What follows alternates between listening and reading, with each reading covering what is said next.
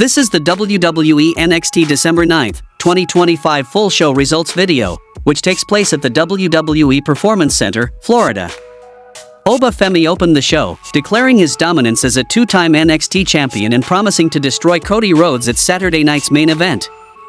Absolute, Ricky Saints interrupted to congratulate him, admitting Femi was the better man at Deadline but refusing to fade away. Remembering their series as tied 1-1, Ricky demanded his rematch for the NXT Championship. Jordynne Evans then joined, reminding everyone he earned a title shot at New Year's Evil but doesn't want to wait. Fired up from surviving the Iron Survivor Challenge, he challenged Oba for a match tonight, insisting he's not the future but the present and that nobody can touch him at 21. Ricky supported him, telling him to take his moment. Oba initially dismissed both challengers, but Ricky questioned if the ruler was backing down. Jordynne claimed Oba was scared, pushing the champion to accept. Femi finally agreed, title match on. Tatum Paxley delivers a dark, intense promo, admitting Izzi Dame destroyed her old self, leaving her with nothing to lose, unlike Izzi. Holding Shawn Spears and Nico Vance dolls, she accuses Dame of betraying her for refusing to play her game. Now, Paxley vows they'll play her game instead. She threatens to take out Vance and Spears first, promising that afterward, it will be just her and Izzi, alone, with nowhere to run. Then we saw a match between Jordynne Grace versus Kelani Jordan. Kelani Jordan jumped Jordynne Grace before the bell, sparking a fast, physical match. Early on, both traded heavy strikes, power moves, and counters, with Grace hitting corner strikes and Jordan attacking the knee to slow her down. A tough apron battle sent Jordynne crashing knee first into the ring frame before the commercial break. Afterward, Jordan kept targeting the leg, using chop blocks and smashing Grace into the steps. Weapons came into play. Jordan swung a steel chair but missed, and later drop-kicked Grace through the barricade. Inside the ring, the action stayed intense, near falls from a spinning spinebuster, chaos theory, and multiple reversals. On the floor, Grace hit Grace under pressure, but Jordan recovered, capitalized on the chaos, and sealed the win with a perfectly executed 450 splash for the pin. Back from commercial, Jordynne Grace is in the locker room complaining about how she can't even beat Kelani Jordan. Thea Hail rolls up to give her a pep talk and tells to not doubt herself. Grace scoffs at getting advice from a 16-year-old. Thea says she's actually 22, and since she has been here since she was 18, she's actually kind of grizzled, and Jordynne scoffs some more as Thea runs off to try and answer Blake Monroe's open challenge. Blake Monroe makes her entrance for said open challenge and gets on the mic. She talks about the roster looking up to her as something of a role model and says she finds herself in a giving mood and wanting to give back. So being the ferocious competitor she is, she's hosting an open challenge, and without further ado, we'll see which lucky lady gets the opportunity of a lifetime. The locker room empties, Blake says one at a time and shrieks for Ava Raine. Thea Hail attacks her from behind and puts her in the double wrist lock, and Monroe taps and runs out of the ring. Shiloh Hill is interviewed backstage, and he talks scientifically about the biochemistry of nervousness and says he's ready to whoop Lexis King's ass. Then we saw a match between Lexis King versus Shiloh Hill. Shiloh Hill and Lexis King brawled before the bell, with Hill smashing King around ringside before the match officially started.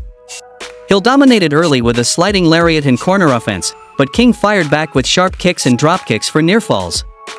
Both collided with simultaneous lariats, resetting the fight. Hill rallied with heavy strikes, a rolling neckbreaker, and a big comeback sequence. Ultimately, he sealed the win by hitting a back suplex transitioned into a neckbreaker for the pin. Oba Femi, interviewed backstage after the break, says being a champion means always expecting the unexpected, but the outcome is usually the same, his dominance. He warns Cody Rhodes to watch closely because while Cody knows Jordynne Evans, he has no idea what the ruler can truly do. Oba asks who will carry Cody after he buries him and vows to break Jordynne tonight before breaking Rhodes on Saturday. Ethan Page enters and cuts a cocky promo, boasting that his North American Championship run proves he's above everyone in NXT. He says he came to NXT to learn, but quickly realized he was the only one asking the hard questions. While others focused on perfecting dropkicks, he focused on learning how to break jaws. Page mocks the roster for chasing social media moments and idol photos while he stands in the ring collecting championships.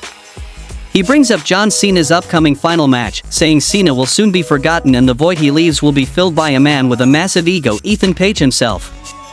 He brags about winning the NXT Championship quickly, elevating the North American title, and even becoming AAA Mixed Tag Champion. Page declares that one of life's most important days is realizing he is WWE's biggest superstar. As he proclaims his future dominance over NXT, Tony D'Angelo ambushes him, attacking with a spinebuster and leaving black cloth scraps on him. Back from commercial, Dion Lennox goes into a meeting with Ava Raine, Miles Bourne, Leon Slater, and Joe Hendry.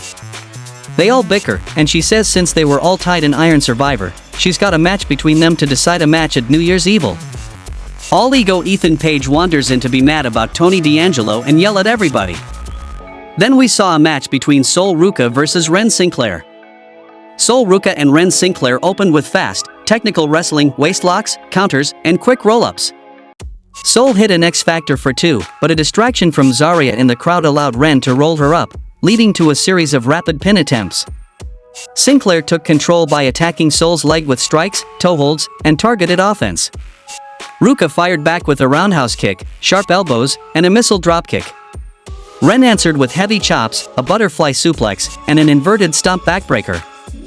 In the end, Sol countered the momentum and secured the win with the Sol Snatcher. Post-match, Sol Ruca chases after Zarya as she leaves. Jacy Jayne and Fatal Attraction confronted Kendall Gray in the ring, with Jacy tearing into her Cinderella-like rise from obscurity to Iron Survivor. Jayne warned that Kendall's current momentum is as good as it gets and promised to send her into a catastrophic downfall at New Year's Evil. She boasted about her own historic year, holding both the NXT Women's and TNA Knockouts titles, calling herself the glue of the division and mocking Gray as a flash-in-the-pan, bootleg Kurt Angle. Kendall fired back, embracing her underdog status and reminding Jacy that no one expected either of them to win their big matches. Tension escalated as Ren Sinclair claimed future title ambitions. Fallon Henley then blindsided Kendall with a loaded punch, leading to a fatal influence beatdown until the numbers overwhelmed Sinclair as well. Backstage, Hank and Tank are interviewed in kimonos, and they talk about how bodacious their trip was, and the Belly Boys are ready to make some noise.